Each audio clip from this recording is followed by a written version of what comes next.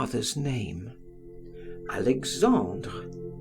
She murmured, Alexandre, 2 or 3 times in succession. Then she wrote upon a blank sheet, Monsieur and Madame Alexandre Duroy de Cantel announced the marriage of their son, Monsieur Georges Duroy de Cantel, with Madame Forestier. She examined her writing and, charmed with the effect, exclaimed, with a little method, one can succeed in anything. When Georges reached the street, resolved to call himself henceforth Duroy, or even Duroy de Cantel, it seemed to him that he was of more importance. He swaggered more boldly, held his head more erect, and walked as he thought gentlemen should. He felt a desire to inform the passers-by. My name is Duroy de Cantel. Scarcely had he entered his apartments when the thought of Madame de Marelle rendered him uneasy, and he wrote to her immediately, appointing a meeting for the following day. It will be hard, thought he. There will be a quarrel, surely. The next morning he received a telegram from Madame, informing him that she would be with him at 1 o'clock. He awaited her impatiently, determined to confess at once, and afterward to argue with her, to tell her that he could not remain a bachelor indefinitely, and that as Monsieur de Marelle persisted in living, he had been compelled to choose someone else as a legal companion. When the bell rang, his heart gave a bound. Madame de Marelle entered and cast herself into his arms, saying, Good afternoon, Bel Ami.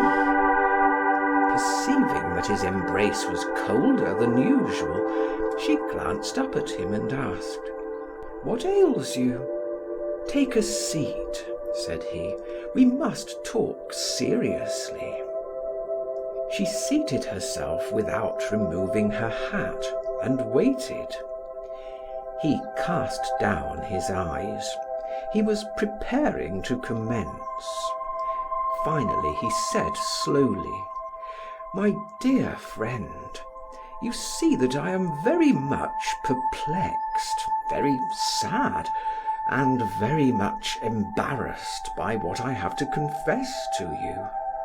I love you with all my heart, and the fear of giving you pain grieves me more than what I have to tell you. She turned pale, trembled, and asked, What is it? Tell me quickly. He said sadly but resolutely, I am going to be married. She sighed like one about to lose consciousness. Then she gasped, but did not speak.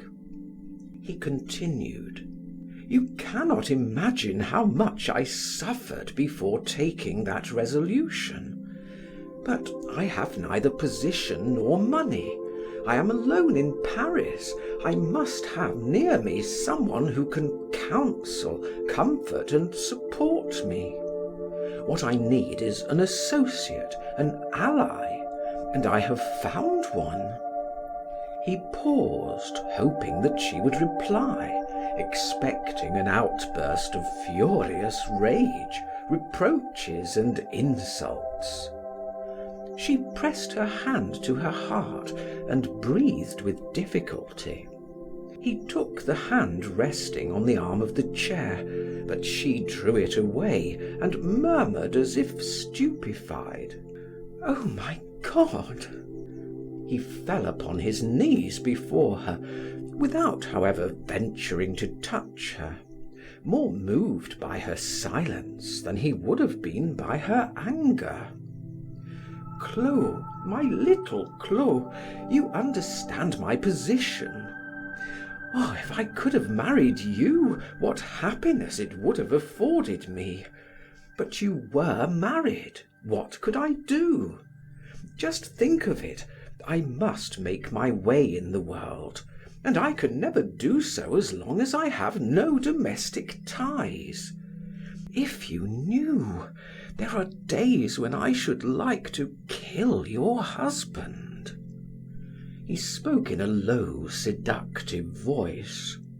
He saw two tears gather in Mme. de Marelle's eyes and trickle slowly down her cheeks. He whispered: "Do not weep, Clo. Do not weep, I beseech you. You break my heart." She made an effort to appear dignified and haughty, and asked, though somewhat unsteadily, "Who is it?" For a moment he hesitated before he replied: "Madeleine Forestier." Mme. de Marelle started. Her tears continued to flow. She rose. Duroy saw that she was going to leave him without a word of reproach or pardon, and he felt humbled, humiliated. He seized her gown and implored: "Do not leave me thus." She looked at him with that despairing, tearful glance, so charming and so touching, which expresses all the misery pent up in a woman's heart, and stammered: "I have nothing to say. I can do nothing. You are right. You have made a good choice." And disengaging herself, she left the room. With a sigh of relief at escaping so easily, he repaired to Mme. Forestier's, who asked him: "Have you told Mme. de Marelle?" He replied calmly: "Yes." "Did it affect her?" "Not at all. On the contrary, she thought it an excellent plan." The news was soon noised abroad. Some were surprised, others pretended to have foreseen it, and others again smiled, inferring that they were not at all astonished. The young man who signed his articles, dit de Cantel, his echoes, Duroy, and his political sketches, Duroy, spent the best part of his time with his betrothed, who had decided that the day fixed for the wedding should be kept secret, that the ceremony should be celebrated in the presence of witnesses only, that they should leave the same evening for Rouen, and that the day following they should visit the journalist's aged parents and spend several days with them.